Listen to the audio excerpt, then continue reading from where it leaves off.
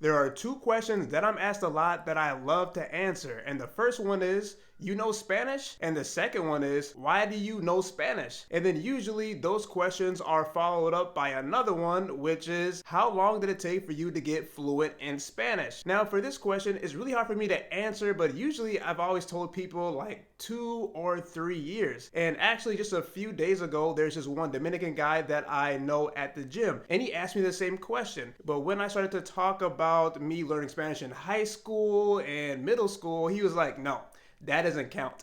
Now, I actually do agree with him a little bit, but at the same time, I can't just eliminate my high school classes when I'm talking about how long it took for me to become fluent, because that's where I got my basic grammar, all my basic vocabulary, and my basic pronunciation. But on the other hand, it wasn't like I was really speaking Spanish a lot when I was 13 and 14 years old. I don't remember even speaking Spanish in class that much. And I definitely wasn't speaking Spanish outside of class because I didn't really have that many Spanish speaking friends. Nobody in my family was speaking Spanish. So the only exposure that I had really was in my class and maybe some movies and TV shows. But apart from that, I wasn't actively trying to practice to speak Spanish. I wasn't trying to become fluent. And the same thing in high school. I think the only time I really spoke Spanish was when I did one little presentation and I just talked about where I was from and what I liked and things like that.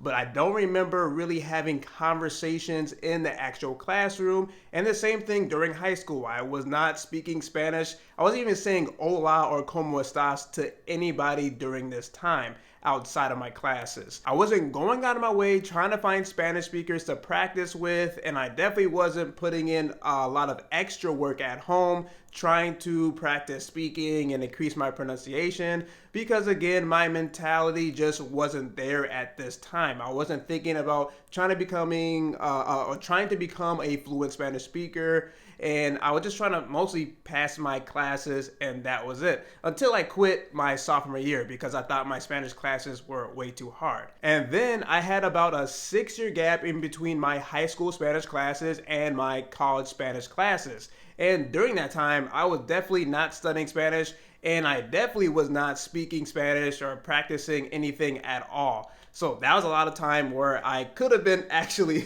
trying to become fluent, but I was not doing that. And then when I was in my college classes, I had a lot more opportunity to speak Spanish and practice Spanish with my classmates in comparison to my high school classes and my middle school classes, right? But at the same time, it was very limited. So within the classroom, I was only speaking Spanish for maybe 5 or 10 minutes. And that really wasn't that long at all. And that was maybe with one partner or two partners. So I really wasn't speaking for that full 10 or 15 minutes. It was kind of like I would take my turn speaking, and then my partner or my partners would take their turn speaking.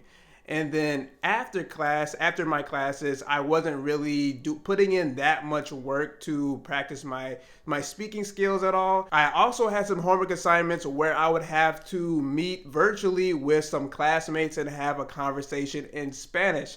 Now, this was probably for a max of 20 minutes, so it really wasn't that long. And I also, most of the time, had a script right in front of me that I was reading off of on a Word document on my computer. So I really wasn't getting actual good Spanish speaking practice. And apart from my homework assignments, I wasn't practicing. I wasn't speaking to myself like I do all the time now.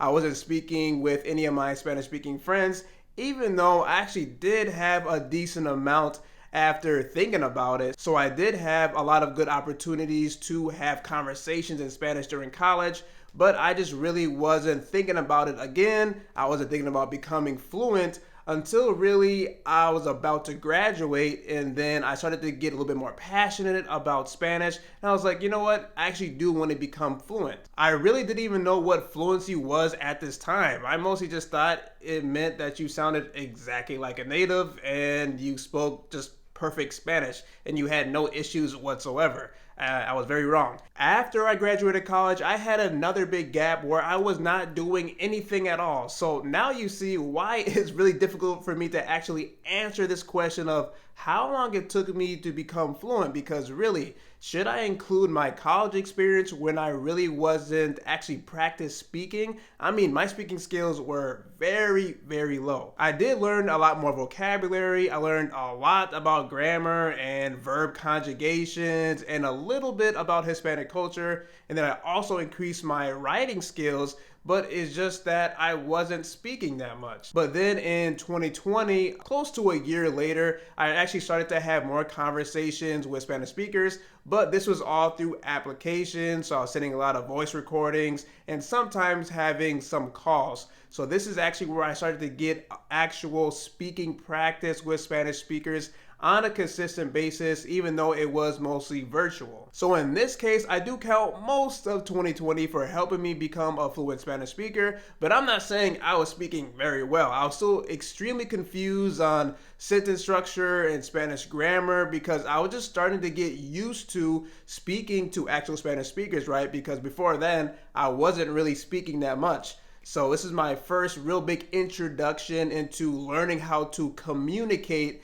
and express myself in Spanish. Now with 2021, I definitely include this year because that is when I actually started to have more conversations in Spanish with Spanish speakers, but in person.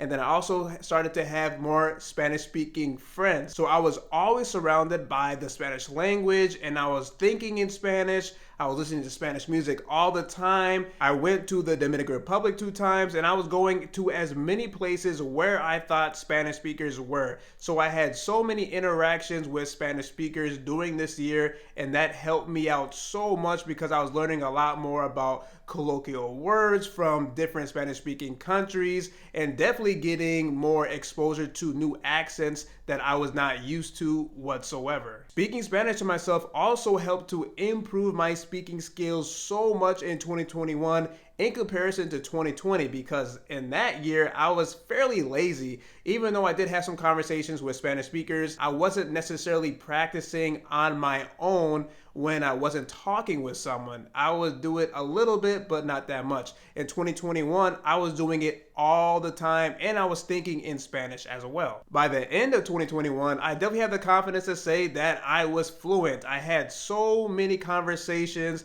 I felt a lot more confident in my speaking abilities and everything really just felt automatic. I did not have to think that much before I spoke, and I definitely still made mistakes and things like that, but everything was a lot smoother than they ever had been in the past, especially when I went to the Dominican Republic. Although it was very difficult for me to actually communicate sometimes just because of the accent, I could definitely go to the Dominican Republic, or I could be in the Dominican Republic those 2 times and just speak Spanish and not speak English.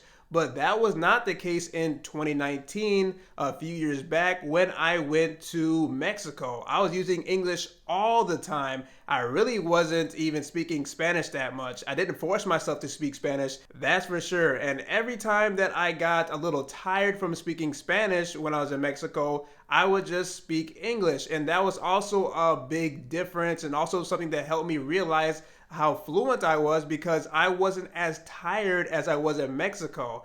I could talk for, basically all day long and not be tired. I wasn't mentally exhausted from having hour-long conversations in Spanish. Everything was just so much easier. With all this reflection, I would say it took me about 2 years to become fluent in Spanish. Now, I'm only including part of 2020 and all of 2021, and then going back a few years, and then also including my 3 semesters taking Spanish classes in college. But I still have that gap where I was not doing anything in between 2019 and 2020. So that's why this is fairly complicated. But I'm including these time frames here because that is when I was actually speaking the most Spanish. I can't complain at all. I am very satisfied with how long it took me to become fluent in Spanish, especially because I'm a gringo, and for the past 3 years, past 2 years, it has been a big challenge. It has been a roller coaster, and I really just had no idea what I was doing,